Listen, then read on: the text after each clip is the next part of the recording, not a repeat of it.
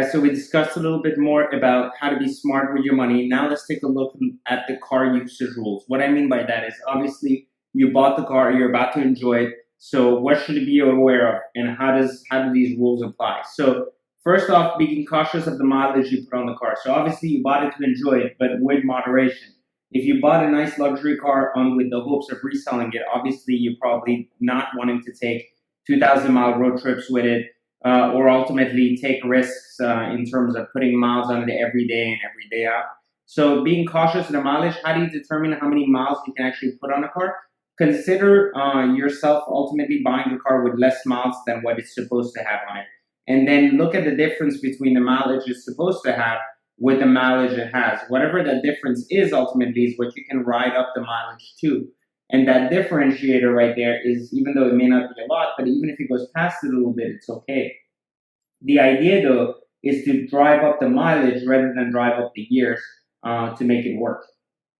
So don't crash it. Obviously, values of cars change tremendously when in accidents. If there is a little bumper or something that's going on that requires to be fixed or painted, make sure you take pictures of the damage previous to painting it, to put reassurance in buyers' minds that there's nothing wrong, obviously, with the car, and it was simply something that you decided to do in order to make the car cosmetically more appealing. So don't crash it. If you do crash it, the system won't apply as much, and you're going to take other losses. Use caution as an investment. Of course, what you're doing there is driving a profit. So you're going to either drive the profit down, or you're going to continue to caution the investment up, So ideally what you want to be doing is just make sure you really, really take care of the item you have, So like we talked about earlier, being careful how you drive it up is very important, and making sure you drive it to the right mileage. And then fix up the little issues with it to make it as perfect as you can. If you have a good network of people, there's certain things like trim inside, maybe something's loose, a button can just be tweaked or changed and it's cheap. Let's say, for example, you're buying a BMW 7 Series, and maybe there's a piece on the bottom of the car that is slightly worn down, where the foot, it hits the car, like the sill at the bottom. Well, if that's the case, then you can usually look online and find cheap sills, like OEM seals. They can be replacing those for close to no money. And then you can also look for things that could, perhaps the car's got maybe headlights that are a little bit worn down. You can maybe have them buffed out correctly. If the paint is not in perfect condition, ultimately, and it's not as shiny as a Ferrari, then you can have it detailed. And ultimately, you're making it look like it was taken care of its entire life, rather than something that was just there and kind of, someone else drove and didn't like and then traded in. So you want to really make it look like an immaculate piece of art when you go resell it, so people really see the value.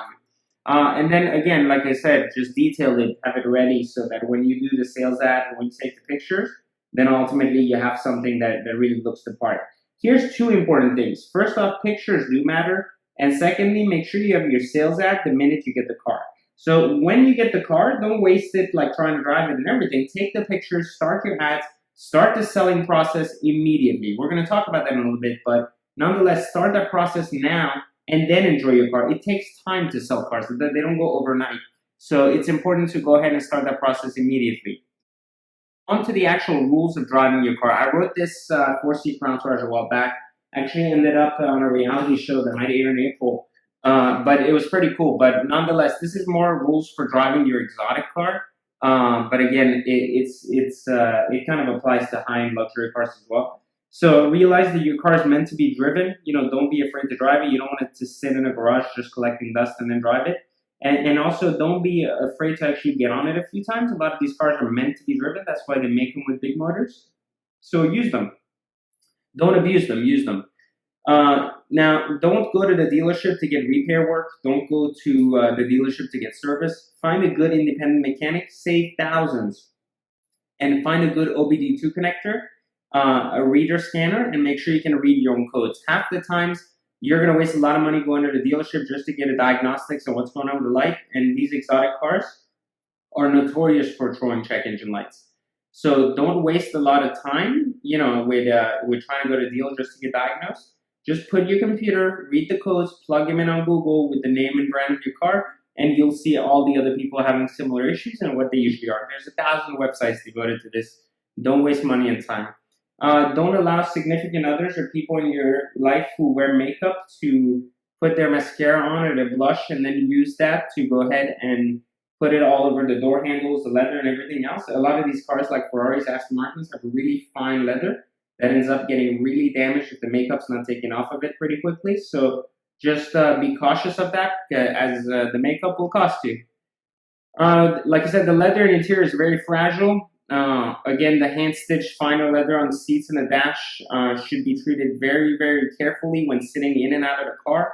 A lot of the cars have sports seats. Well, even the luxury cars like the AMGs and the M-Powers, they have very, very aggressive bolsters on the side, meaning that every time you get in and out, you're more likely to rub your ass on the bolster. What that does, though, if you're light, like you're a good-looking woman, that's fine because your ass is probably soft as hell, so it just goes on it. But if you're a guy and very rough and you're not paying attention, you're wearing jeans, so you're just rubbing on that edge.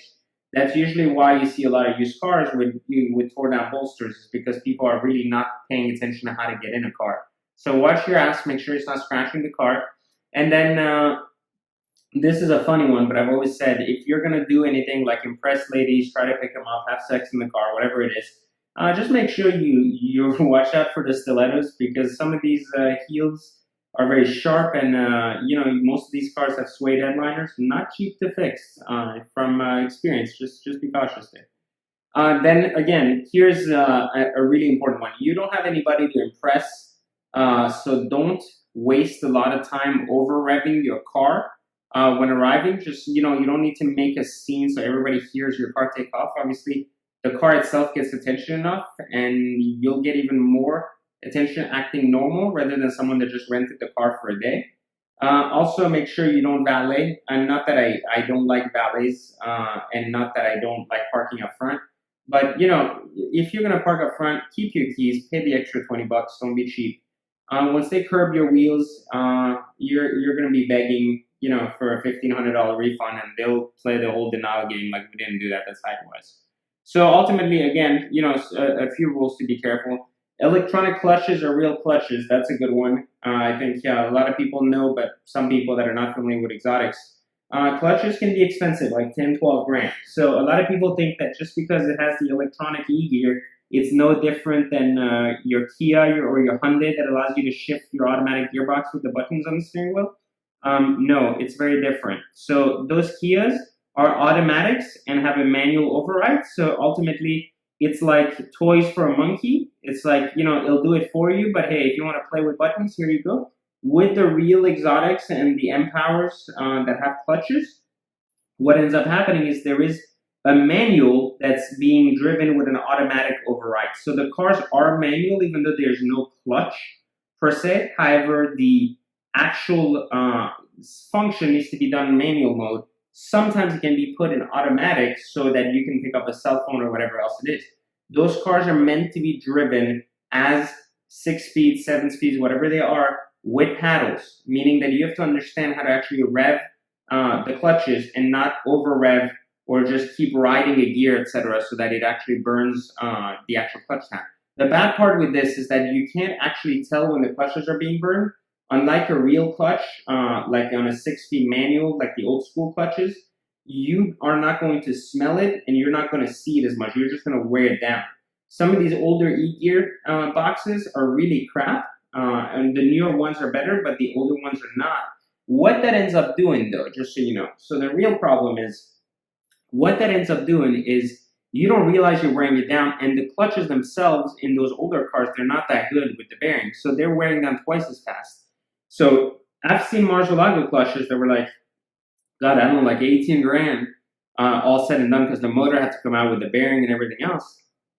And that stuff that was 18 grand at the dealership, it took the guy, I think it was like 5,000 miles to eat it up. So, that's definitely not an expense you want, especially if you want to be driving your car. And then, the other important thing just to make sure we understand, when you own an exotic car, a nice car, please don't be a jackass. I mean, there's plenty of people that are going to take you pictures, plenty of people that are going to want to kind of be part of that or ask you if they can take a picture with your car, take a picture. Don't act like you own the world because you have a nice car. Allow people to admire the car. If people are touching it, politely ask them not to, if it's a big deal or they're doing that. If a kid's there admiring it, telling his parents about it, don't get afraid. A little child might fall in your car, nothing's going to happen to it.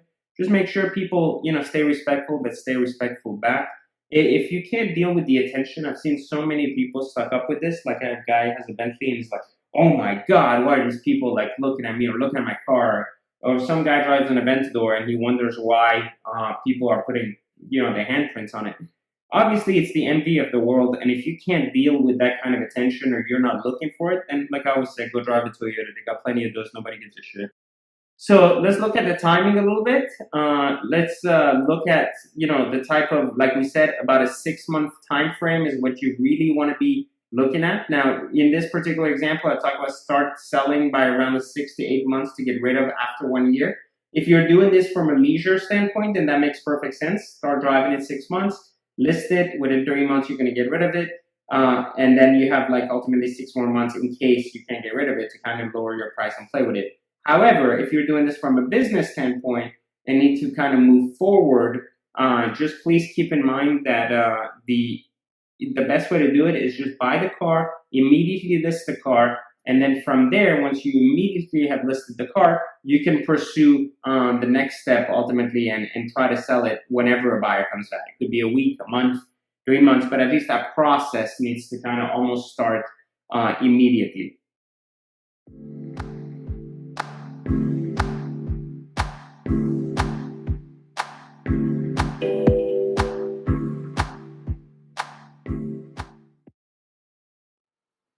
All right, guys.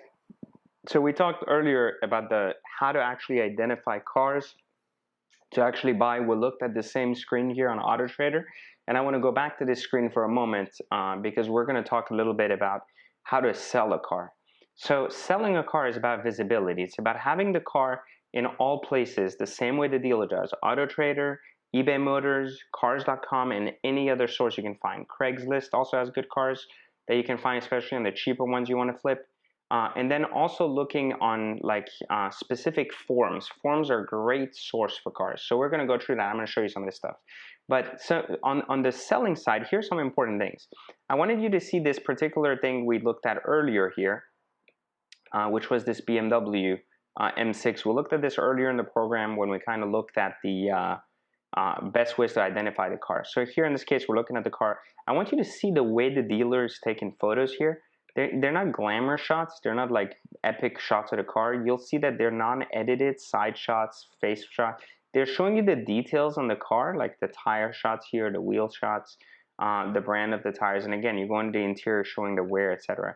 The images are not high resolution because of AutoTrader, obviously. However, you can see the types of images that are here really showing you the details on the car.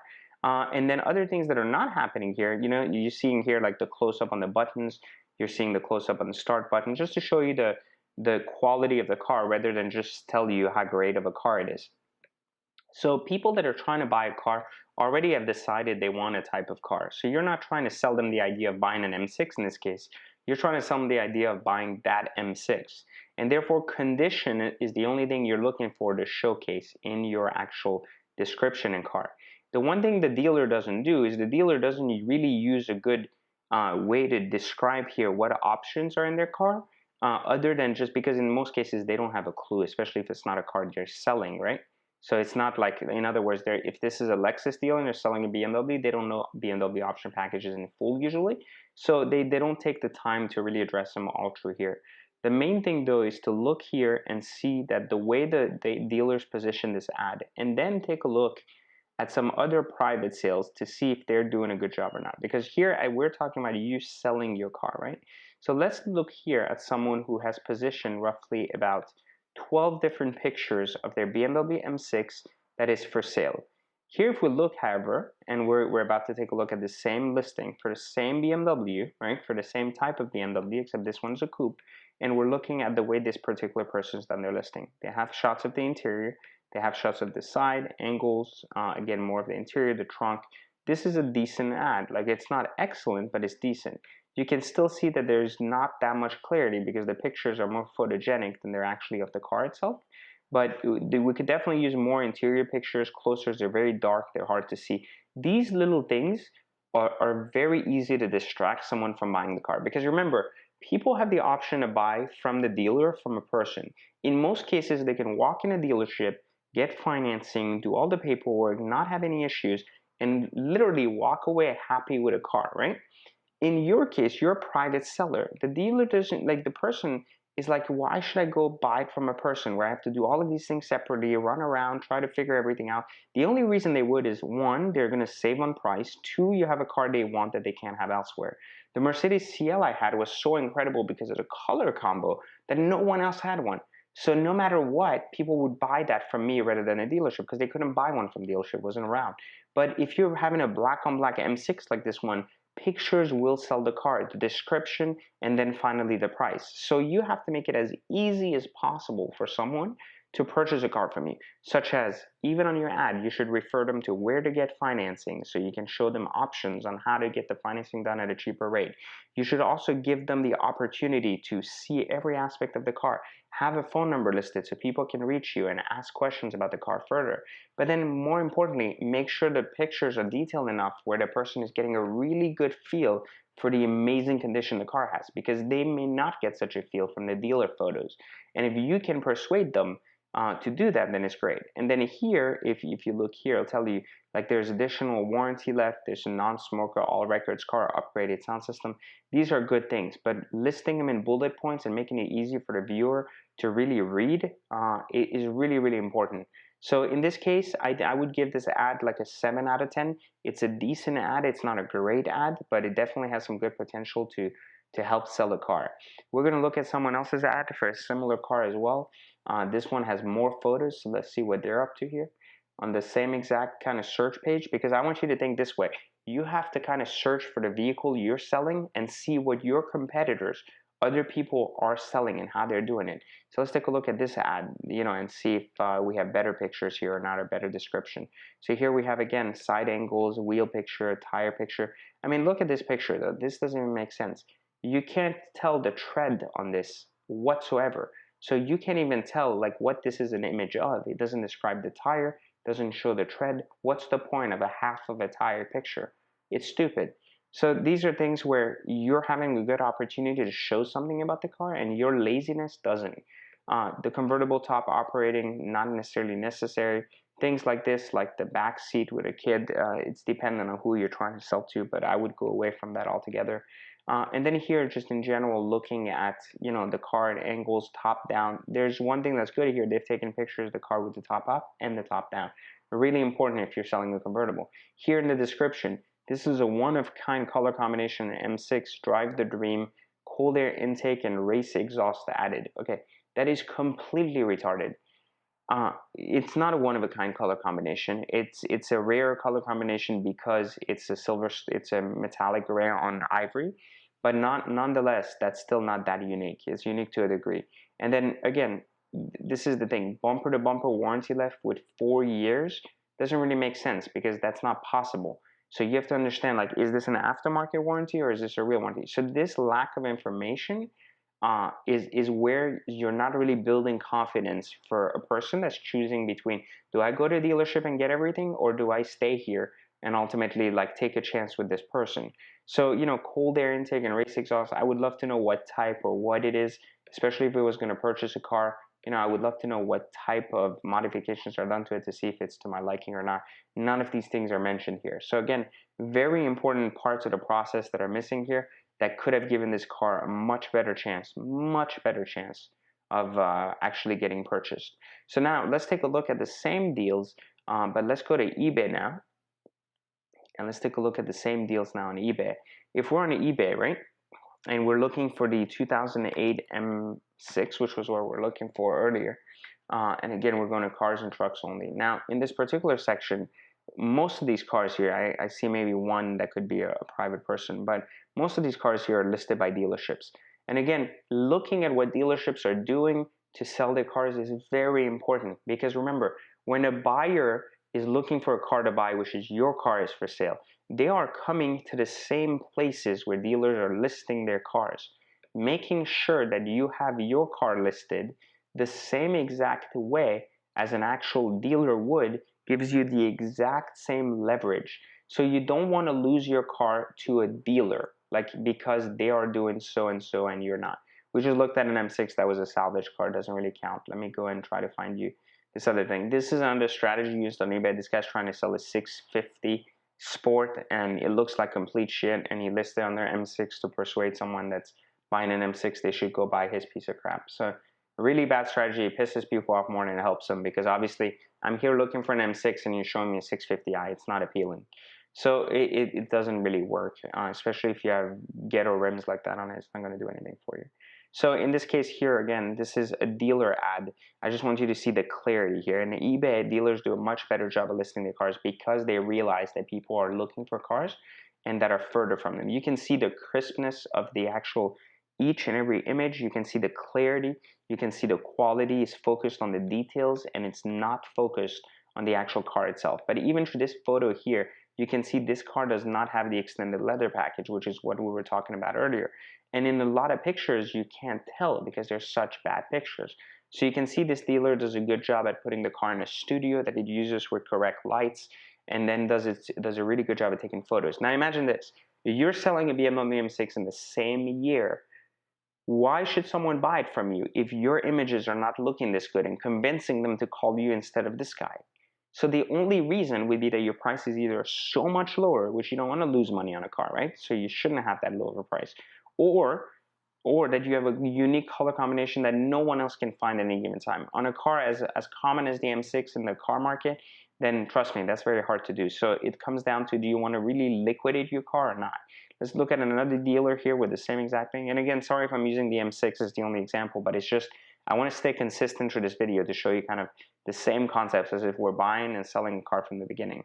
Again, here, you see how they have their own templates? You can create these templates free or very, very cheaply using, very basic coding.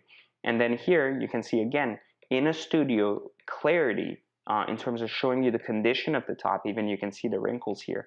And then going all the way down to, the core of the car itself. Look at this. You can see the bolster. You see they've done this on purpose. They've kind of hidden the bolster, and you can see in this part, this is where it's kind of getting worn down. It's very common on the M6. It's not a bad thing. But in this image, your eye isn't immediately catching it, but they're not lying about it. And then look at all of these images, again, covering the bolster, not letting you see it. These are tricks used by dealers and wholesalers so that you don't see the worn down bolsters. So again, the back seats are in perfect condition. They'll show you all of that in full in every way possible. And then they'll again continue this nonsense of going through to showing you exactly what you shouldn't ultimately see, and only kind of covering it up the right way. So you see, in this case, the dealer's done a great job at, again, capturing the car in the right color so that you can't see some of the imperfections that are there, but you, knowing the market and knowing what to look for, wouldn't fall for that. So hopefully after this video, you're smart enough to know what to look for and how to look for it so that you don't fall for some of this crap. But again, we talked about earlier, the bolster issue, and again, completely hidden and completely kept. But look at the details on the ad. Look at what it's really doing, right? It's writing here service history and some of the more appealing features right on top. Like, use some of this for your own stuff. If you can make a video, make a video. If you can't, don't worry about it. Look at this. This dealer's done a tremendous job now, even better than most people would, because look at what they've done. They've opted out to have the entire option list from the car. So they have everything from like the full merino leather seat trim, in this particular case, and they have everything to the soft close automatic doors. These are options that people want, and now you don't have to seek it. You have them right there. The main thing here when you're buying is to make sure these are accurate. When you're selling is also to make sure these are accurate so you don't get a bad eBay rating or something else. But in this case, like you can see, this is the ad you're competing with. So if you're competing with this, then putting an ad where you have 4 pictures of your car and asking for the same price is not going to sell your car. So these are kind of like giving you the no-nos and the do's of what to actually do and what not to do when selling a car. So I wanted you to kind of see this because I want you to understand that the way you sell a car is you have to look at how many cars are on the market at that time, what are the price ranges, and why should someone buy your car instead of a dealer's car. So even though you're not a dealership, but since you're going to be moving car, the whole goal is to be as convenient, as effective, and as even more courteous than a dealership. People call a dealer expecting to be ripped off. People call a person expecting common courtesy. So show them that. Show them why it's better. Be helpful. Answer extra questions. Go the extra mile, and you'll sell the car. So you have to work harder than a dealership that moves a lot of cars. It's just common. But one of the things people fail to do is they fail to go through the sites and look at what is on the market at the same time that their car's on the market. So I'll give you a good example. Like I was selling a CL65, which was one of a kind in the color, and I keep using that car because it was a very good example of this system. It was a mocha brown on a mocha interior, like it was dark brown, and the interior was like saddle. It's a gorgeous car, right? So if we look here, we have all of these cars on the market. All of them are priced significantly higher than my car was in the 70s. Now, even though these cars, like let's see here, we have a really nice one that's been reduced to 72,000. If we look here and we have this amazing car, right? The only downfall to this car compared to my car is first, it doesn't have the same color interior. So if someone wanted that color interior and that contrast and that beauty and doesn't even have the same color exterior, then they were forced to ultimately buy my car. And so with this particular car, even though it's as beautiful as it is and as amazing as it looks, it still has a black on black look. My car was dark brown on saddle, which was a very unique and beautiful color combo. And while this car is also gorgeous in its own nature, there's nothing wrong with this. It's a beautiful and very gorgeous color combo. I was competing with this. And so my price was usually going to have to be way lower than this, which at the time I believe this car was like 79,000, so it was like 8,000 under this. But either my car was going to have to be tremendously lower than this, right? Or it's going to have to start lower and then I was going to be willing to negotiate further. But then you also have to consider that I have to know what's on the market at any given time, like right now when we're looking. And if I would have seen that cars were competing in the same price range with the same mileage, then I should know this and be extra cautious in the way I approach the whole situation in terms of like what I list, how I list it, and when I list it. There's no point in me listing on eBay if I'm selling the most expensive, CL the market's ever seen, especially if there's comparable examples. Like this one here is a Rentec CL65, identical to my old one.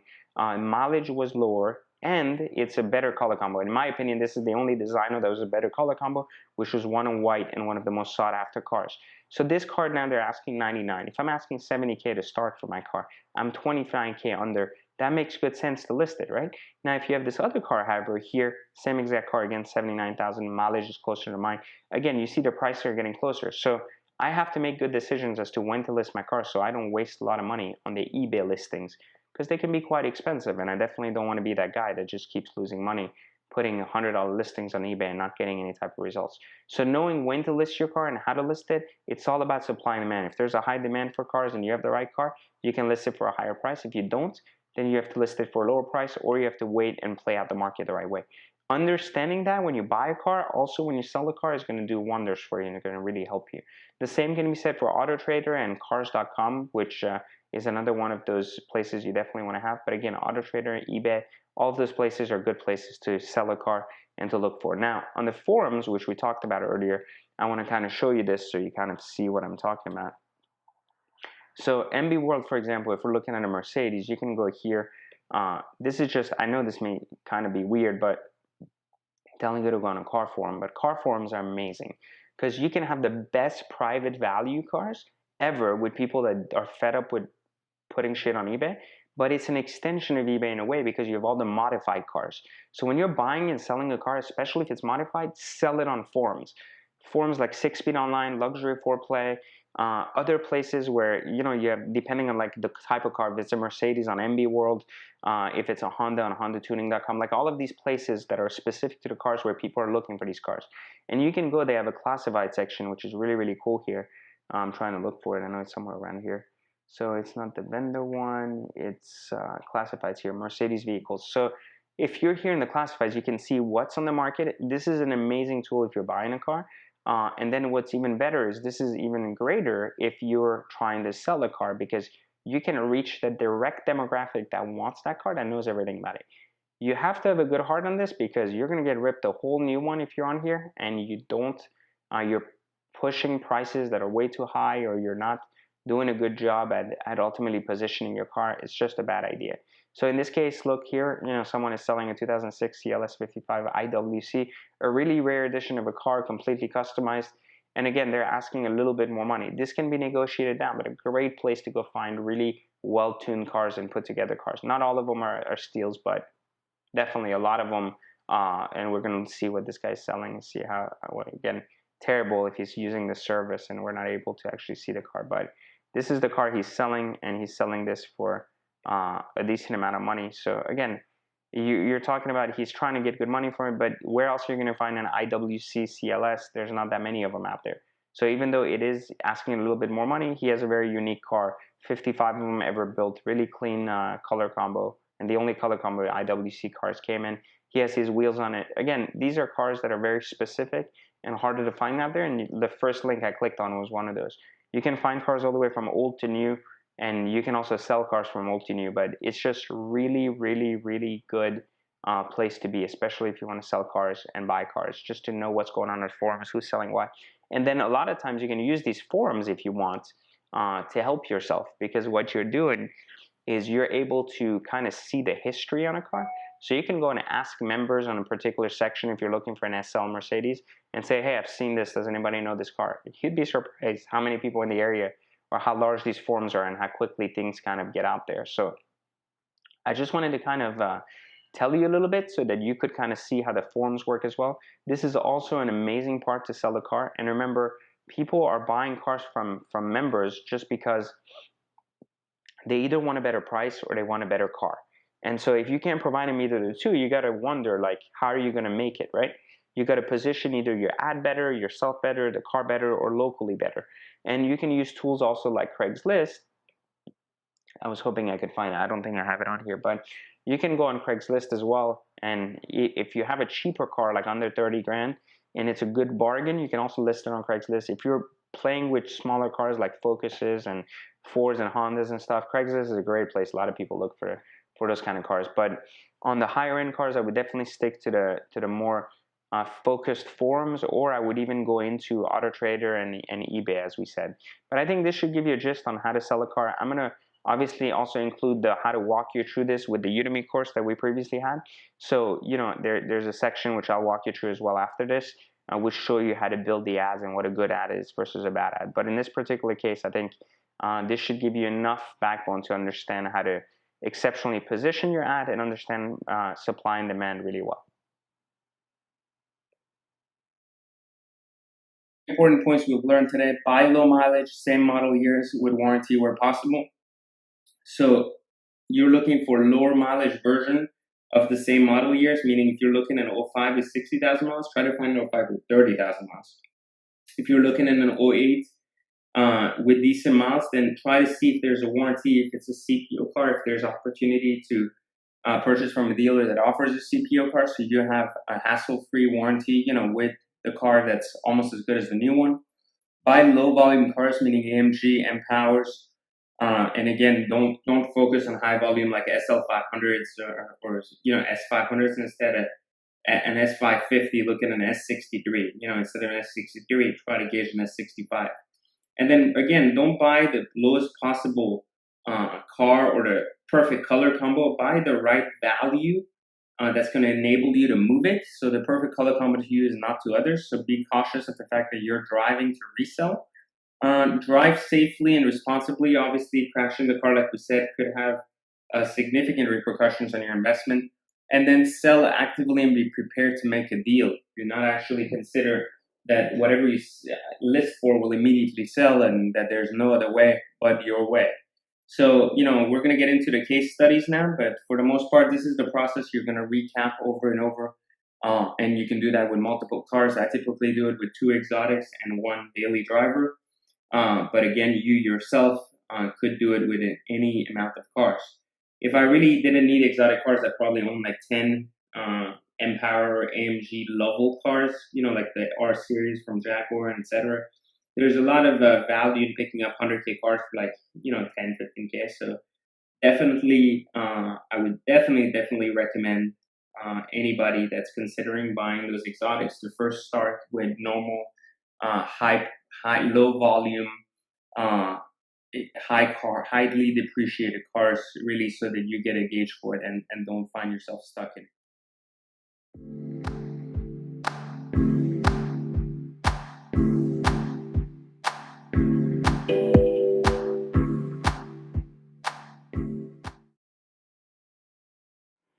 All right, guys, we're back on the SL55 case study.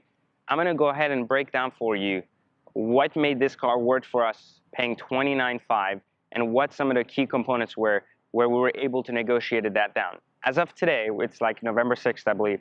If you actually looked on AutoTrader, on eBay, on some of these places that we've talked about, and places that you're able to buy these cars or see these cars to make a selection as to what car you want, you won't find a cleaner '05 SL55 with the low mileage we have behind us for the money we paid for it. Now, this is the thing. Just because there's cars in the 20s, in the 19 range, even if they have high mileage, every car is different in the used car market. Remember, condition matters. Amazing condition cars will always bring more. You can buy like a really nice old Jaguar, really great condition for like $5 grand, and you can buy the same car in poor condition for $900 with the same mileage. So knowing how condition plays into this is a major and important factor. Great cars are not just one-owner cars. They are simply cars that enable you to have amazing paint, amazing interiors, not a lot of damage to them, and never been an accident, never had paint work, and don't have scratches there and there. And if you have all these great conditions and are able to buy these tremendous cars, right, for tremendously less, then it makes good business sense for you to do so. So I'm going to walk you through this car. Follow me along. And I'm going to show you some of the things that have made this car completely worth it. Now, on the outside, you'll notice just by touching the paint, you have some of the smoothest paint, just no different than any of my exotic cars, like extremely smooth, no corrosion, no dryness. That means the car's been waxed regularly, it's been clayed, it's been detailed properly. You can actually see here there is some white on the black, and here you'll notice that the car's been completely detailed properly. And so therefore that detailing shows that someone went through the car. These are little hints. You can see even extra things here in terms of like the paper that was used to actually detail it. So if you look on the car all around, and we're going to go and do a walk around here of the car, you'll see that smooth pattern we talked about kind of follow through the car across all panels, sides, top, bottom, everywhere. You're just not seeing any type of scratches anywhere. And that's part of what makes this particular deal so incredible. So there's no scratches anywhere. Everything looks fine. If we come here on the appearance on the outside, we notice that the previous owner installed two things. The clear bra here, which again shows a little bit of yellowing because it's old, and also the clear bra follow on the headlights. Now this is very important because for Florida cars or California cars, the sun really destroys headlights. So someone really took care of this early on. Also on the front side of the car, we don't show any paintwork. The clear bra continues. And again, we don't show any rock chips because it was clear bra. Some of the aesthetic issues here, we'll look at this badge here, as you'll notice, is kind of wearing off. But these are things to notice. But again, the cost for this badge on eBay is $16, so who cares? Now, let's take a look at some of these other things which are important when we look and inspect the outside of a car. Let's go ahead and look here. We're going to look at each wheel. We're going to make sure that each edge right here has no damage, no curb damage, because obviously these are things that would cost money to fix. So we're going to make sure that curb damage is not there. We're going to look at all four wheels. And as we notice here, we may have a little bit, but again, very, very minor, not something big, just from rock chips over time. No big deal. We continue over to the other side. And I'm going to tell you why this is really important, but you're going to need to understand these things just by visually inspecting each wheel. I'm taking you through the process with myself here. So you see this one as well.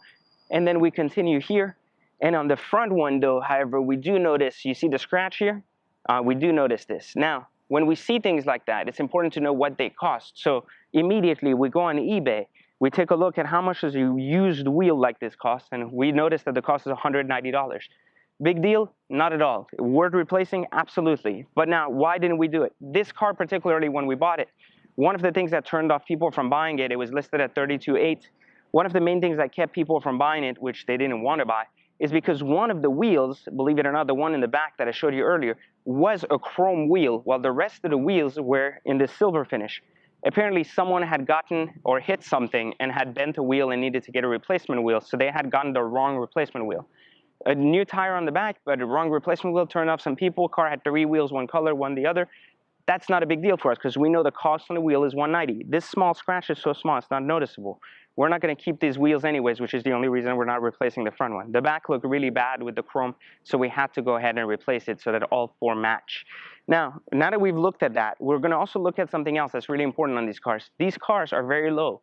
And as specialty cars, you want to definitely look under here and run your hand through it, make a visual inspection, and see if there was any major scrapes or cracks in the bumper. Very common with these cars that these things break. Now come with me, and we're going to look for any marks or signs of paint work on this car. So just something to consider is always look at the lines around where the car connects. So ultimately look at where the car connects with itself and look at these here and follow the lines here. Follow the lines on the inside of the car. Make sure you take a look here right at the edges of every panel, especially on the hood, the front fenders, the doors. This is where you're noticing if there was any type of previous paint work or not. If all this weather stripping has been removed and reattached, these are signs. You know, look around these edges, make sure it's matching. If you have a paint meter, run it through real quick, make sure all the panels match. Remember that some of the bumpers will be a different material, so it may give you a different reading, but it's not necessarily accurate. And some of the other things that go bad on these SLs to note is these things right here are paint, right? And they're exposed directly to the sun. If the car's been sitting outside a lot, these won't be smooth and you'll start seeing the cracking in the black. Again, these are some really things specific to this car, but they should hopefully help you. Now, also understand that with SLs, there's different models, right? You have the SL 500s, you have the SL 55, and the 65. Now, it's okay if they upgraded this car with parts from the 65, but you want to be really aware of if you're getting the right wheels from the right car. Were these the wheels that were available on the 55 during those years? Or were these some aftermarket wheels because someone sold their factory wheels at the time they had this car and left you with a non-set of AMG wheels? And while these may not be the prettiest wheels, you want to make sure they're the original ones that came with the car. So we follow that same psychology in terms of, you know, making sure we identify with any scratches or any type of actual runs anywhere, you know, ensuring that there's no paint work anywhere. We're going to look at all of these and make sure that there's no line. Usually if you have paint work, you'll notice a line, like a very fine line, because they usually don't paint all the way in, so they'll paint like halfway. You'll notice like a differentiation line right around here, right around the edges of any panel that's been hit. So that's something really important. So I always urge you to kind of look over, you know, both door panels, rear quarter panels. Now, front and rear bumpers are okay to have been repainted, especially for rock chips. You just want to make sure they've been repainted due to rock chips and not due to accidents. So now, you know, once you kind of have the gist on what the car should look like, let's go on this side and take a look at the motor since we've already looked at the trunk. And then we'll cover the option package on the car. Just remember that on these exotic or luxury cars, options do matter because everything is a la carte. You could have bought this car for like $115 all the way up to $130. That $15,000 margin does make a difference in terms of resale, especially in terms of things that people want or don't want to have. So here we'll see again the 5.5 the motor, which is with the supercharger on it. This is the 55 motor. And then also we'll notice here the grille typically is broken. It's very common on these, but again, really well put together. Could be a replacement grille, right? It's possible because it looks very new, but that's okay as long as there's no marks that anything back there was actually broken. We want to look at these panels right here. Very important. We want to look at all of these panels down and follow through. And one of the things that's really important here, you see the Mercedes part numbers here, which you want to definitely see on the panels. In this particular car, it's very obvious. In others, you might have to look for it. So on both sides, these are telling you that these are real Mercedes-Benz fenders, and they haven't been replaced with aftermarket ones at some point if it was crashed. We're going to look for the same line around the edge on the inside to see if it's been painted or not. And then we're going to look for cleanliness. We're going to look at some basic. You don't need to be a mechanic to check the oil. You just need to make sure the oil was changed. If there's service records and so on and so forth, those things are important. We're going to look for the battery, also making sure the battery is new. Remember, these are maintenance items, but batteries on these expensive cars can make a difference. They can cost like upwards of like $600-700 depending on what you do. So again, the cleanliness here is key. As much as you think having a clean engine is not that important because you can wash it, it is important. It shows care, right? It shows that the person didn't allow the car to sit, 6 years before actually cleaning the engine once. So it's been well kept. That's really important. Other things you're going to want to look for right on the car, right off the top. Obviously, the brakes, which we're going to cover. But here, this is something really annoying, which is something really important. You want to look at these wipers and make sure they're new and make sure they're not rusted all around here. Super important. And then on the brake side, why don't you guys follow me down? The main things you're going to look for here, obviously the pads you can look through here. It's going to be hard to see with the camera, but you can look through here and see the depth of the pad and see how much is actually left. But on this side, also make sure the car is cold. Make sure you touch the edge of the rotor and see how much lippage there is. So you're going to look for a little bit of lippage on those rotors and make sure that if there is a large amount of lippage, then you're going to be really conscious that this is going to cost you. Because AMG rotors, roughly, you're going to spend even on the used side of finding things online for good deals, you're still going to spend $300-400 a rotor. And that does make a difference when you negotiate the car. If the rotors are completely fucked on all four, then you have to understand that you're going to have a $1,500 deficit right off the bat. So now that does make a difference, because if you bought this car for $29,500 and you have to dump $1,500 in it, now it's no longer the great deal you were getting, even though the condition was excellent. So if you're going to pay a higher dollar for a car, you have to make sure that you're getting a higher dollar car than the average car, not just aesthetically, but also mechanically. The rotors are something big, the tires are something big, even though you may want to throw rims on it or do whatever, that's fine. You still need to have good tires, because when you go sell your car, you're going to want to put it back to stock, and you're going to want the factory rubber to look really, really good. So now I've kind of given you a tour of the outside of the car so you kind of understand. Let's go inside on the inside and take a look at some of these things that can really make a difference. So right off the top, we're going to come down here, and you're going to be able to see this is the #1 part that gets damaged in all of these luxury cars. These bolsters, obviously, as you can see how aggressive they are. These bolsters here, and you can see these little wears right here, really tiny specks, and they kind of follow through. Now, when you've had a lot of seat wear, like as in a lot of people sat in the seat over and over, obviously they're not cautious, so it ends up damaging these bolsters. You'll notice on the driver's side, they're a lot more apparent than on the passenger side. So this is the #1 place you want to look at in terms of condition, because it's expensive to redo seats, especially the original OEM leather. And then you're going to also look at the trim on the inside, and we're going to take a look at all of this, this wood, etc. See how faded it is. This is something very common that happens in these cars, obviously, as they sit in the sun. We were lucky that this car had tint for most of its life. Therefore, it did not fade as badly and does not have any wear. You're also going to look at the screen. You can see here some very minor bubbles. I'm not sure if the contrast is going to catch it. These basic bubbles is dirt. It's not. It can be washed down or wiped down. But more importantly, in these cars, you can also make sure they didn't put Armor All here everywhere, making all the buttons sticky and disgusting, because that's going to be really expensive to fix over time. And if we look here on the door panel, also something really important here, a lot of these buttons, things that are functional here, right? These things are usually broken, and making sure that, the trim here is not coming loose, there's no edges coming loose across the board, you can't push it in, and then that these functional buckets, everything works as it should. These are key components to making sure your car on the inside out works. And then we're going to go on the other side now, and we're going to take a look at the driver's side so I can show you what I meant by the bolster earlier. When we're looking on the inside here, again, we're checking for the same exact thing. Trim is not loose. Buttons are good. We're going to look here. Come on down here. So we're going to look here, and you can see on this side, however, that the bolster is completely worn down. Like you can see, it's not completely worn down. It's actually in amazing shape for being 10 years old. But you can clearly see the craft a lot more obviously than you saw it on the first few side on that side. And then on this side, again, you don't having that much, because what happens is your ass ends up wearing this out as it gets in and out of the seats. Now, some of the things you want to look here, again, you want to look for the steering wheel. Look on the back of it. Make sure there is nothing that is cracked or it's not coming loose. And then make sure you see here there's marks. These, again, are from legs hitting these things and hitting these things. And look here. Like I can show you something that's broken here slightly. Not a big deal, but you can see the speaker coming out, right? You see this? So this stuff is easily fixed. It's not a big deal at all. But it's good for you to note these things, because if you're going to restore it to perfection, then you need to know that. But also remember that this is a used car. It's not a brand new car. It's 10 years old now, right? So you can't expect this 10-year-old car to be identical to a $130,000 brand new version of it. But these are some things, as minor as they are, that you should just be aware of. This is the thing with used cars. It's not about getting the most absolute perfect car. It's knowing you're getting what you're getting, no surprises, and you're paying what it's worth, not more than it should be worth. So if you are getting the right car for the right money, then that's all that matters. Doesn't matter if there's a few things that are off with it. You just need to make sure it's not catching you by surprise after you paid premium money for it. Or if you paid little money for it, there's still nothing major that's going to cost you to lose a ton of money. So now let's look at options. We talked about the importance of picking the right options on the car. This particular car in that year did come with a few options. And being aware of that, you can go on Edmunds.com, you can go on some of these other sites, and just Google the year. Ask for the option list. Just Google like option list from 2005 Mercedes SL55, and it'll give you like a ton of websites that have like what were the options available. Things that were available on this car that we did not get: the panel roof here, big option. Usually this roof is completely black and it's completely transparent. Very cool option. Again, very expensive option. Not a lot of them had it, but very, very cool and great for resale value if you have it. We don't have it here.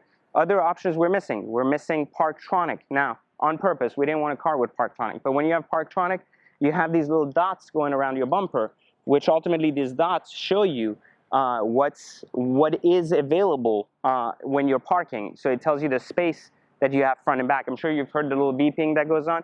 So the same happens for the front and the back. And so that's kind of like the gist of Parktronic itself.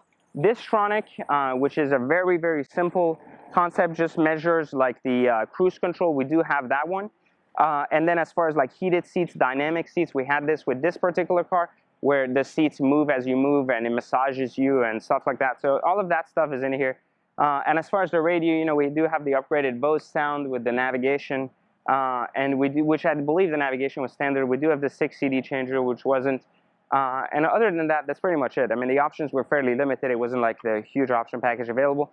On some of the newer ones, again, you have more options. So just understanding what is available for each year is key to making sure that you are getting the right car at the right money, and not just falling in the gist of understanding that every car that was built this year came with these little options and you're getting the better deal. This is more relevant, or so we're going to look at an M6 case study later. With the BMW M6 now, we had such a vast amount of options on our car, you know, we paid a little bit more money for it again. And people were like, why'd you do that? And I was like, well, there were like almost $25,000 in options that weren't standard on other cars. Very rare for an 07 M6. That's why we ended up buying that particular one. We'll look at that later, though. So this gave you a good gist of options, condition, and how to actually, you know, kind of go through a car and understand a little bit about if it's been crashed, you know, what to look for right off the bat. Just keep in mind that every single car is different. Here, I just gave you a taste of the SL55.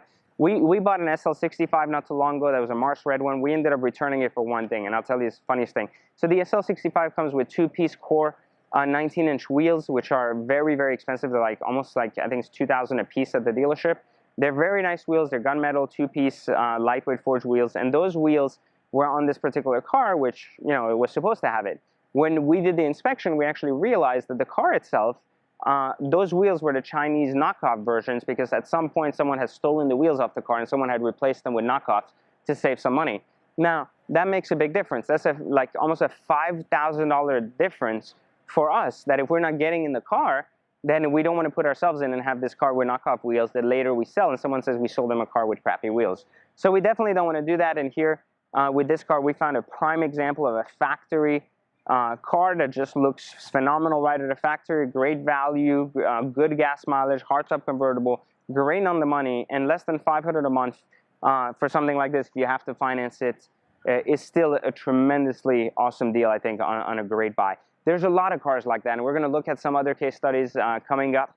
But just keep in mind, Car Conspiracy is all about that. It's about finding these amazing deals on cars that are unheard of, and then making sure they are as good as they seem, rather than just looking through and kind of getting taken by a dealer who's had a car that's been crashed 5 times where the Carfax didn't show it. So these are really important things. Remember, Carfax doesn't show you everything. So that's why you need to have your own intelligence and your own homework and kind of do your own research and know how to look for these things so you don't get taken in and ultimately lose money on the deals you're making. So I hope you've enjoyed this like mini case study on the SL55. More to come on that shortly, and let's take a look at some other cars.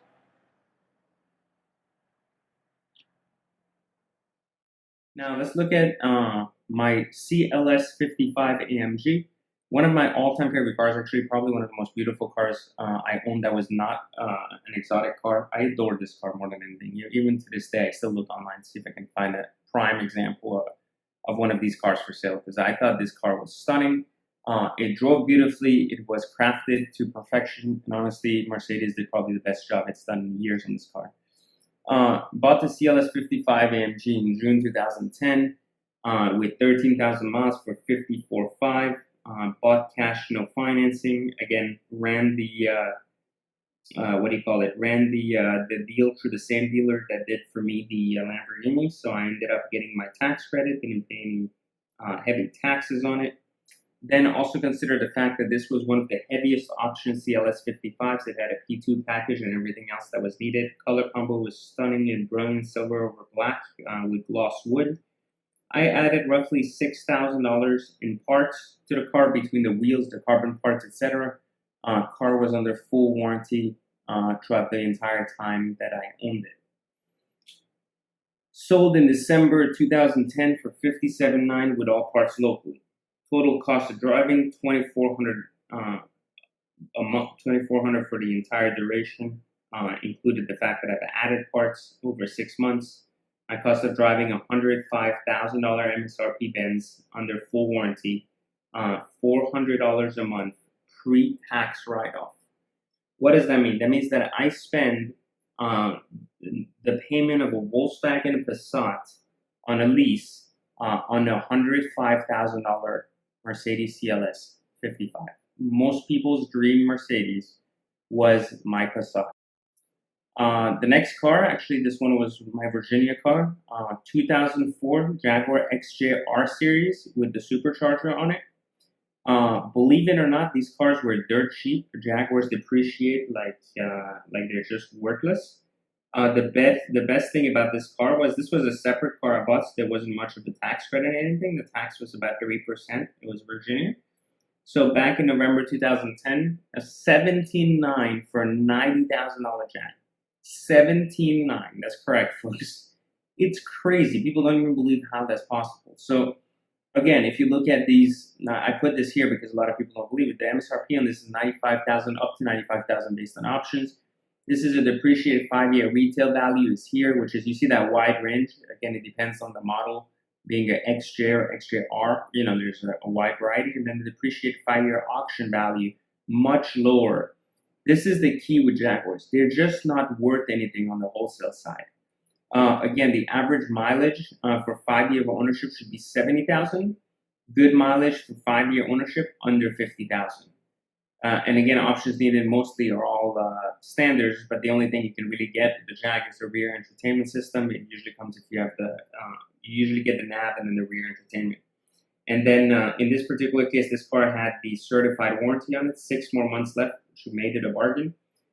In this case, you see, like what I was trying to say is the 5-year ownership for this car and the mileage I bought it at. So I had a 20,000 mile gap to fill with this car. So I could drive this car up to 20,000 miles before really taking any kind of mileage losses on it. So ultimately, that's what I was trying to explain to you earlier, is that the difference is your allowance in mileage. All right, guys, here we are, 2004 Jaguar XJR. The formula after tax, title tax, all finance, we're talking $18,000 plus the 3% tax for Virginia, roughly $18,500. Divided by my 84-month financing with 0 down, we're talking $255 a month. The car was sold in mid-May for roughly $15,800. Again, my true cost of ownership, there was a loss there, as you can see. We're talking about roughly about a $3,000 loss. Okay. Again, my true cost of ownership was less than $2,000 if you account my tax write-off over 7 months. So despite my cost of being $255 per month, 0 down, my true cost of ownership, even after my write-off, was still $285 a month for a 90K car. Now, the reason I wanted to bring up this example, even though I didn't do as well on this car, super important. So I paid almost $300 a month for a 90K piece of shit Jaguar, which looked like the part in front of people. However, what looked better, this Jaguar or this Benz? We're talking about $100 a month difference, for an unbelievable Benz versus an average Jag to most people. So the main thing here is to consider that if you're going to put that investment into the car, the right cars just yield a better investment. Even though they may be a little bit more money, the true cost of ownership is very, very similar. Let's look at the next car. This is why I love Aston Martin so much. This was the car that got me introduced to the Aston Marquis, and I absolutely loved it. 2007, beautiful Aston Martin Vantage V8, again from the Contemporary Business Catalog, was where the color came from. Very unique, one of one. Purchase price in April 2010, $71,000 with 7,000 miles, 6-speed, well optioned, and existing warranty. Now, why was it so low at that time when it should have been worth at least $80,000, $85,000? Well, let's think about it this way. The car color was extremely hard to capture in pictures. The dealer was a Kia dealer. It was left alone for almost 90 days. The dealer didn't want it around, didn't know what to do with it. I saw the opportunity because I saw that the color probably looks good in person, just couldn't be captured well in images. So that's exactly what I did. What I ended up doing is I went and looked at it, and I really saw the opportunity into the customization realm of the car itself.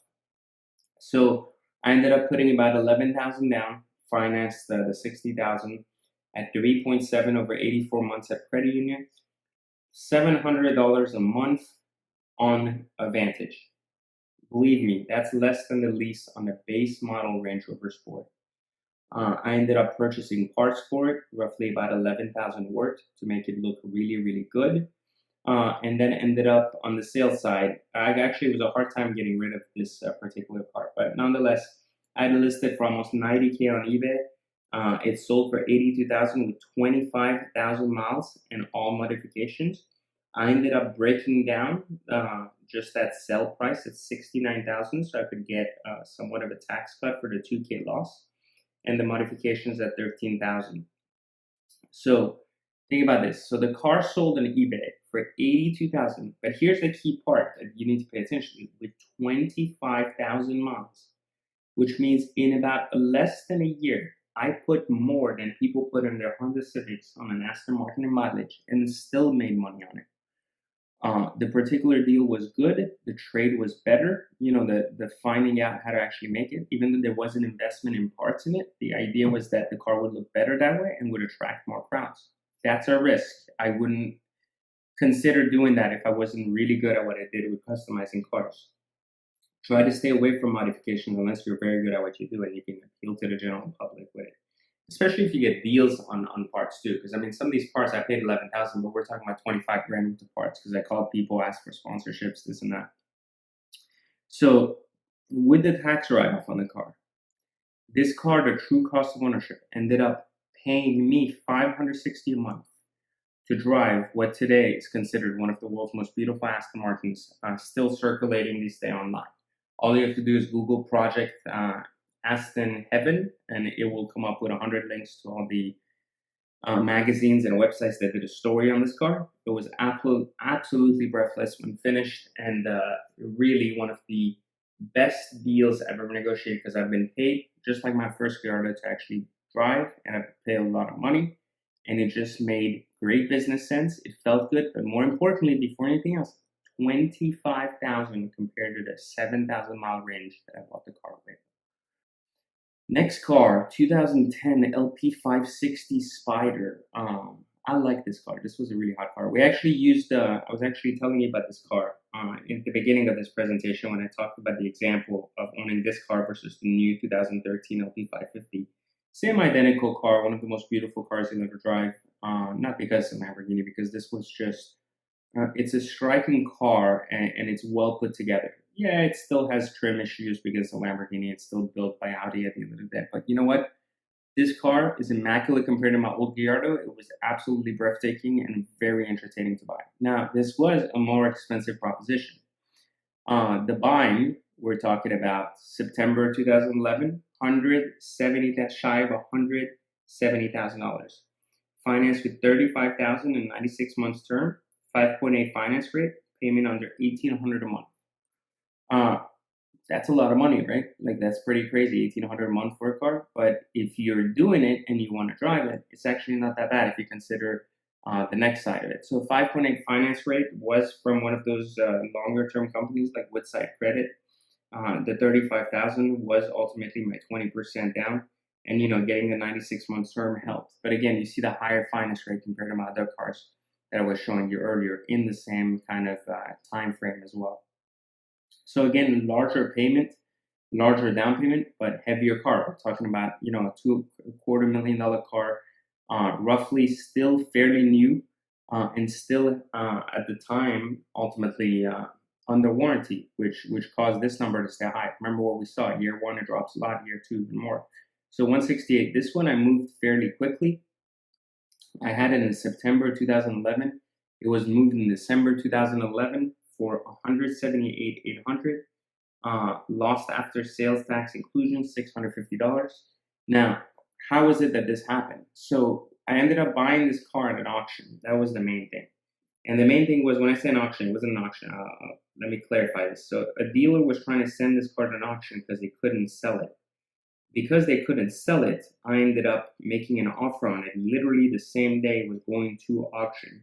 So before it was going to auction, I pretty much scooped this car, telling the dealer I'll pay him what he'll probably get at the auction, and he doesn't have to pay the auction fees. So I ended up stealing this car at the 168.5 mark, simply because the dealer was desperate to get rid of it. So again, it comes back to the 15, 30, 60, and 90-day rules of knowing, the car market and when to actually make an offer. I just showed up at the right place at the right time. I didn't technically even want this car. It was just kind of a good deal, too good to pass out. And that's why I was able to move immediately, post it online for somewhat of a fairly large up on it, which is, almost 10 grand. So you're like, oh, you made a lot of money. Well, not really, because remember, your sales tax alone on these cars is significant, people. I mean, you're talking about 6% on a $150,000 car alone. That's $1,500 times 6. So you're ultimately talking about like almost like $8,000 to $9,000 in taxes alone. So at the end of the day, my total loss was $650 for 2 months of driving it. So my experience was driving a $250,000 Lamborghini for less than the lease on an Acura RL. So you're talking about roughly a $300 to $400 investment per month to drive this car at the end of it, the true net cost of driving it. So you've seen kind of the case studies, so now the time has come for you to get started. Here's what you'll need to actually make this system work for you the way you want it to work for you. Now, you don't need to have a credit score if you're buying cash, but if, like most people, you're short on cash and you want to go ahead and finance the cars and continue to do what you would typically do going into a new car dealer and buying a new car, then you can do that. Now you have the tools and you're equipped to know how to purchase the perfect used car. So first off, if you're not really into this to make money, then it's fine. At the very least, you won't lose money driving a better car than the newer, fully depreciable liability. You now have an asset instead of a liability on your hands and can have positive equity if you're smart enough to do it. The next thing you need is a willingness to buy a car.